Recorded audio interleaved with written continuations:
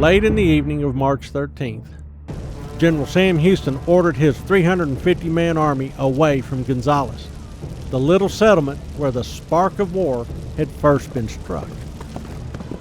He also sent gallopers to Fannin with orders for him to retreat and join him on the Colorado River. The Guadalupe River line could not be held.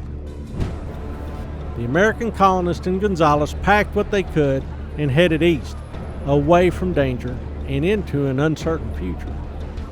Nearby, other families left their farms and homesteads and joined the exodus of frightened women and children, and men too old to fight. The Alamo disaster had gutted the town and killed most of its men. Those capable of fighting were now reduced to ashes outside the walls of the Alamo.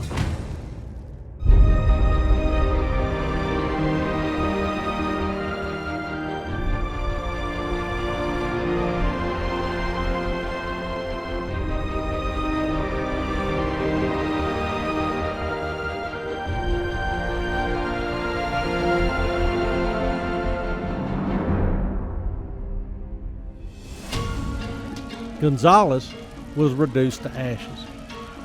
Sam Houston's men torched the place as they left.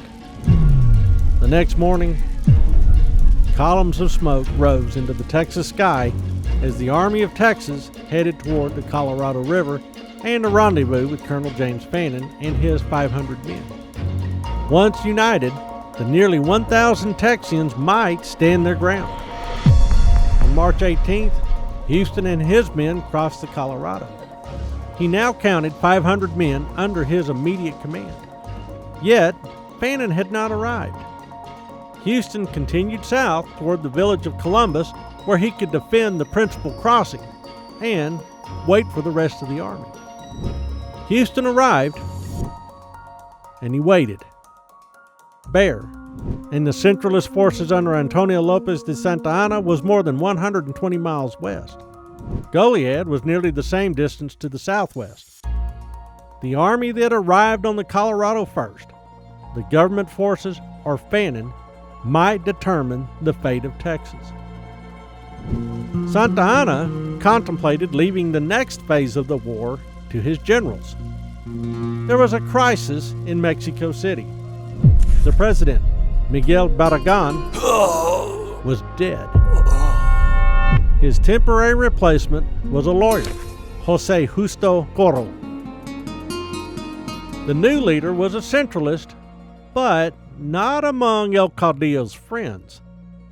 Santa Anna already had his victory in Texas, with the dramatic capture of the Alamo. Should he return home in triumph and be able to keep an eye on the new government? His officers protested. This was his campaign. He needed to finish it.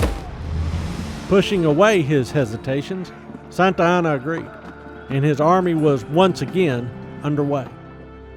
He had delayed his advance for 2 weeks in Bear, awaiting reinforcements and developments in Mexico City.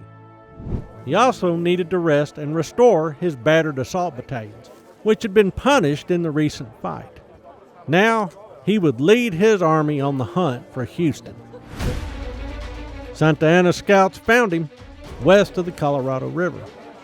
The Texian insurgents were on the run. The Mexican army divided into 2 columns to cover more ground.